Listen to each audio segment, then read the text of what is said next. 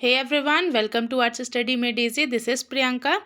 तो हमारी क्लास 8 की ज्योग्राफी सीरीज़ चल रही है जिसमें हम क्लास 8 ज्योग्राफी एनसीईआरटी को चैप्टर वाइज डिस्कस करते हैं।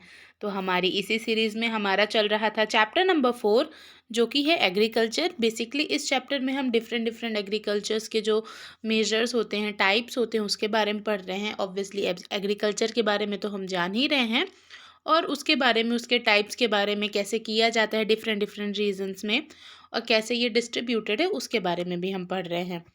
तो आज के लेक्चर में हम पढ़ेंगे एक शॉर्ट स्टोरी जो कि मतलब एनसीईआरटी में आपको पता ही है कि वो शॉर्ट स्टोरी के एज अ मीन्स लेके, माध्यम लेके वो आपको बड़ी बड़ी चीज़ों को समझाता है। तो वही आज के लेक्चर में हम डिस्कस करेंगे।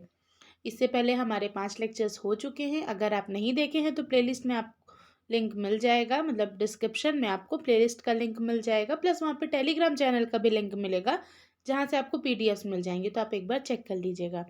तो चलिए शुरू करते हैं हमारे लेक्चर्स को। तो जैसे हम बताएं कि हम इसमें एक शॉर्ट स्टोरी डिस्कस करेंगे, तो वही चीज़ है कि भाई यहाँ पे लिखा है a farm in India. India में एक फार्म है, मतलब फार्म मतलब कि एक कोई किसान है, उसका खेत वेत है, वो कैसा होता है उसके बारे में है। तो इसमें बता रहा है कि हमारे गाज़ीपुर डिस्ट्रिक्ट जो कि उत्तर प्रदेश में है, वहाँ पे आदिलाबाद करके एक एरिया है, एक स्मॉल विलेज है जहाँ पे मुन्ना लाल करके एक फार्मर रहता है, ठीक, जिसके पास उसकी खुद की ज़मीन है।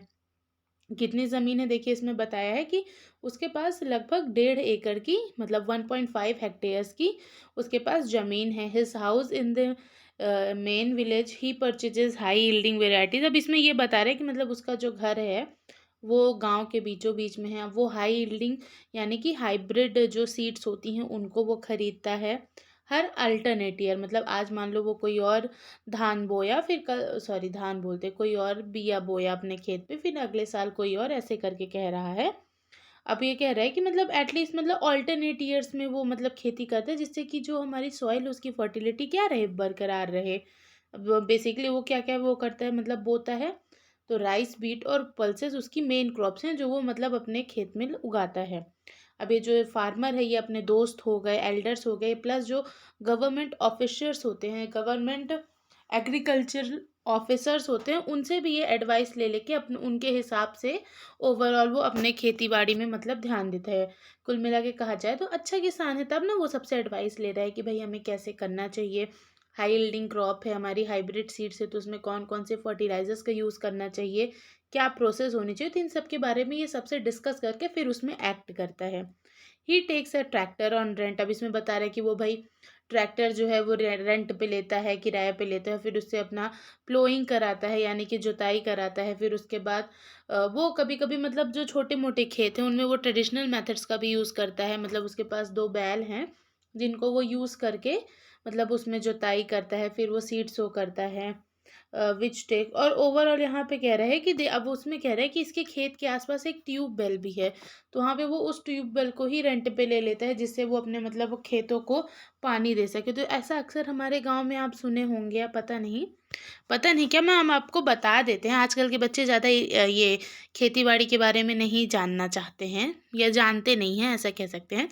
तो ऐसा क्या होता है, जैसे मान लीजिए जो खेत हमारे घर से दूर हैं, यानी कि हमारा जो ट्यूबवेल है, मोटर है, बोर जिसे कहते हैं, उससे अगर दूर है जो खेत, तो वहाँ पे क्या करते हैं, आसपास कोई का अगर मान लो खेत हुआ या ट्यूबवेल हुआ तो वो उससे रेंट पे पानी ले लेते हैं कि भाई हमें इतना सिंचाई करना है, आप दे दो। वैसा है, तो वैसे यहाँ पे भी बता रहा है। अब ऐसी बहुत सारी चीज़ें होती रहती हैं हमारे गाँव में। अक्सर आप अपने मतलब जो आपके यहाँ खेती बाड़ी कराते होंगे, आप उनसे पूछेंगे तो वो आपको बताएंगे कि हाँ ऐसा होता है। अब इसमें देखिए ये फोटो है, इसमें ये बता रहा है कि भाई एक फार्मर है, 2 फार्मर है, तो वो अपने मतलब बैलों का इस्तेमाल करके कैसे इसमें जुताई कर रहे हैं, जिसको कि हम इंग्लिश में प्लोइंग कहते हैं। आज की डेट पे तो हमारे पास ट्रैक्टर हैं, मतलब ओवरऑल देखा जाए तो हमारी खेती बाड़ी में काफ़ी मशीनरी आ गई है, ट्रैक्टर आ गया, हार्वेस्टर आ गया, ऐसे करके। पर पहले ये सब नहीं हुआ करते। तो पहले हमारे जो बेसिक मेथड्स थे, आप भी सुने होंगे कि भाई बैल को लोग पालते थे। तो बैल का क्या यूज़ रहता था पहले कि भाई हमारा जो खेत है उसकी जुताई करने में हम बैल का इस्तेमाल करते थे, ठीक। तो वैसे यहाँ पे आप पिक्चर में देख रहे होंगे। अब यहाँ पे कह रहे हैं कि भाई मुन्ना लाल के पास 2 बफेलोज थे, काउज थी और कुछ हैंस थी। तो काऊ का क्या करता था, तो जो दूध होता था वो जाके मतलब पास की दुकानों में, कोऑपरेटिव स्टोर थे आसपास उसके टाउन में, तो वहाँ पे जाके वो दूध बेच आता था। और वो ओवरऑल एक कोऑपरेटिव सोसाइटी का मेंबर भी था, जहाँ पे वो लोग उसे एडवाइस करते थे कि भाई आपको क्या क्या चीज़ें अपने जानवरों को खिलानी है, जो फॉडर यानी कि जो जानवरों को खाना है वो उन्हें क्या क्या कैसे देना है, कि वो अच्छे से मतलब अच्छा दूध दें, सही दूध दें और सही से मुर्गियाँ अंडे दें, ऐसा करके ये बता रहा है। तो मतलब ओवरऑल देखा जाए तो यहाँ पे ये जो मुन्ना लाल है ये एग्रीकल्चरल ऑफिसर से भी मिलता था कि भाई खेती बाड़ी के बारे में जानने में, प्लस वो कोऑपरेटिव सोसाइटी में था तो उसका जो हस्बेंड्री का काम था यानी कि पशुपालन का जो काम था वो भी उसका सही चल रहा था। ठीक, इसमें जैसे बता रहे हैं कि वो लोग क्या बताते थे कि कोऑपरेटिव सोसाइटी जिसमें वो जुड़ा था कि भाई कौन कौन से सेफ्टी मेजर्स लेने चाहिए, हमारे जो भी लाइफ स्टॉक हैं यानी कि जो एनिमल्स हम पाले पोसे उनका कैसे केयर करना चाहिए, इन सब के बारे में बताते थे।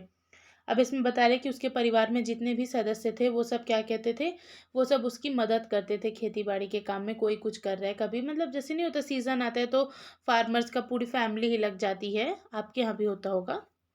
हाँ, तो वैसा ही है, समटाइम्स ही टेक। अब इसमें बता रहे हैं कि कभी कभी वो बैंक से लोन भी लेता था, जैसे फर्टिलाइजर्स हो गए, सीड्स खरीदना, तो ये थोड़े महंगे आते तो क्या करते लोग, लोन लेते। तो इसमें वही चीज़ बता रहे कि ये लोन भी लेता था बैंक से या कोऑपरेटिव सोसाइटी से। और ये HYB मतलब हाइब्रिड जो सीड्स होते हैं, जो हाई यील्डिंग हमारे सीड्स होते हैं, वो उनकी बात कर रहा है।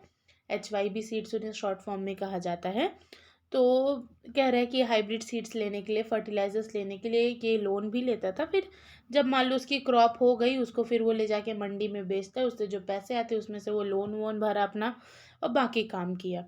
सिंस मेजॉरिटी ऑफ फार्मर, अब यहाँ पे एक प्रॉब्लम के बारे में बता रहा है कि क्या होता है, अक्सर अभी भी ऐसा होता है कि ज़्यादातर लोगों को, ज़्यादातर फार्मर्स को जो मतलब क्रॉप वगैरह उगाते हैं, उन्हें अपनी क्रॉप को कम दामों में बेचना पड़ता है। क्योंकि देखिए स्टोर हाउसेस तो है नहीं कि वो अपनी क्रॉप को कहीं स्टोर कर सके, घर पे रखेंगे तो कीड़े खा जाएंगे ज़्यादा, जो मतलब जो बहुत बड़े पैमाने में खेती करते हैं हम उनकी बात कर रहे हैं। तो इसीलिए इन्हें कभी कभी कम दामों को भी कम दामों में भी बेचना पड़ता है। हालांकि आज की डेट पे गवर्नमेंट काफ़ी जगह स्टोर हाउस बनवा लिए, पर फिर भी वो अभी भी कम पड़ रहे हैं, सरकारी काम है भाई। तो कम पड़ रहे हैं वो जो स्टोर हाउसेस हैं हमारे, वो थोड़ा कम पड़ रहे हैं, जिसकी वजह से अभी भी ऐसा कुछ एरिया में देखा जाता है। बट हाँ, गवर्नमेंट इतना अच्छा काम कर रही है जिसके कारण आज की डेट में काफ़ी जगह तो ये मतलब कम हो गया है। मतलब अब एटलीस्ट स्टोरेज की फैसिलिटीज़ रहती हैं, तो जिनको अपना स्टोर कराना रहता है वो अपना आराम से करा सकते हैं, फालतू में उन्हें सस्ते दाम पे नहीं बेचना पड़ता क्रॉप। अब आज जैसे हमने एक शॉर्ट स्टोरी डिस्कस की, ये देखिए ये एक मतलब एग्रीकल्चरल फील्ड के यानी कि खेत की फ़ोटो है। आप भी खेत बहुत देखे होंगे, ठीक। तो ये मतलब नॉर्मल खेत की फ़ोटो है कि भाई वहाँ पे कैसा व्यू होता है। तो आज हमने देखा कि भाई एक हमारे इंडिया में फार्मर जो है, एक आइडियल फार्मर अगर हम कहें, तो वो कैसे काम करता है, ठीक। इसके आगे हम नेक्स्ट लेक्चर में डिस्कस करेंगे। Thank you for watching and stay tuned with us.